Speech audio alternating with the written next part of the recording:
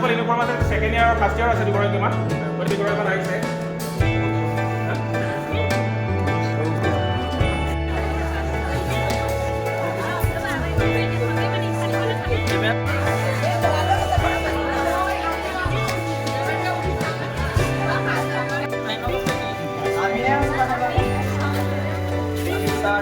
আচলতে মন্ত্ৰী মহোদয়ে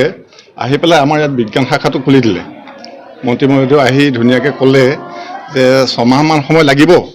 6 মাহমান সময়ৰ পাছত সকলোখিনি ঠিক ঠাক হৈ যাব আমাৰ শিক্ষকসকলকো ইয়াত দিয়া হ'ব গতিকে একো অসুবিধা নহ'ব কিন্তু আজি 3 বছৰ হৈ গ'ল এতিয়ালৈকে আমাৰ বহুত কষ্টৰে চলাবলগীয়া হৈছে বিজ্ঞান শাখাটো বাহিৰৰ পৰা শিক্ষক বিচাৰি আনিবলগীয়া হয় আকৌ কেইদিনমান থাকি তেওঁলোক আকৌ সুবিধা অনুযায়ী গুচি যায় বেলেগ ঠাইলৈ গতিকে আকৌ এজন পাবলৈ বৰ অসুবিধা হয় তেনেকেই চলাই এইবাৰ ৰিজাল্টটো ফাইনেলত আমাৰ 100% ৰিজাল্ট ভাল হ'ল 100% হ'ল গতিকে আমি বহুত মানে ভাল লাগিছে কিন্তু আগলৈকে আৰু আমাৰ মন আছিলে এতিয়া ল'ৰা ছোৱালীও বহুত মানে ফৰ্ম ফিল আপ কৰিছে আৰু যথেষ্ট হ'ব কিন্তু যদি এনেকুৱা অসুবিধাই হৈ থাকে তেতিয়াহ'লে আমাৰ বহুত কষ্ট হ'ব আগলৈ চলাই নিবলৈ নাই আমাৰ চাৰিওফালে নাই মাধৱদেৱ ইউনিভাৰ্চিটিত সেইটো বন্ধ কৰি দিলে বুলি শুনিছোঁ গতিকে এতিয়াতো আৰু আমাক বিশেষ প্ৰয়োজন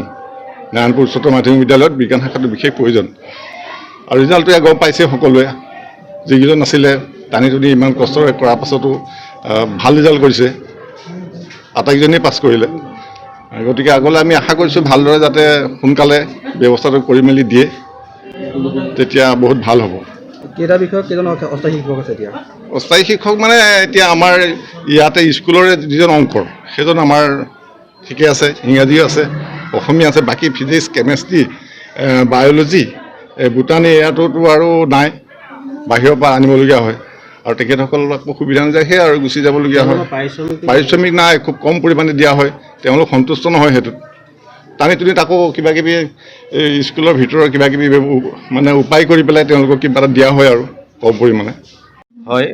মাধৱদেৱ কলেজৰ পৰা মাধৱদেৱ বিশ্ববিদ্যালয়লৈ উন্নীত হোৱাৰ পৰ্যায়ত যেতিয়া তাত উচ্চতৰ মাধ্যমিক শাখাটো কৰ্তন কৰা হৈছিল বৃহত্তৰ বৰনাৰায়ণপুৰৰ শৈক্ষিক দিশত বিজ্ঞান শাখাৰ এখন উচ্চতৰ মাধ্যমিক বিদ্যালয়ৰ অতিকৈ প্ৰয়োজন আছিল আৰু ভাল খবৰ আমি পাইছিলোঁ যে নাৰায়ণপুৰ উচ্চতৰ মাধ্যমিক বিদ্যালয়ত বিজ্ঞান শাখাটো খুলিছিলে কিন্তু যোৱা 3 বছৰ ধৰি পেলাই ইয়াত সেই শাখা সম্পূৰ্ণৰূপে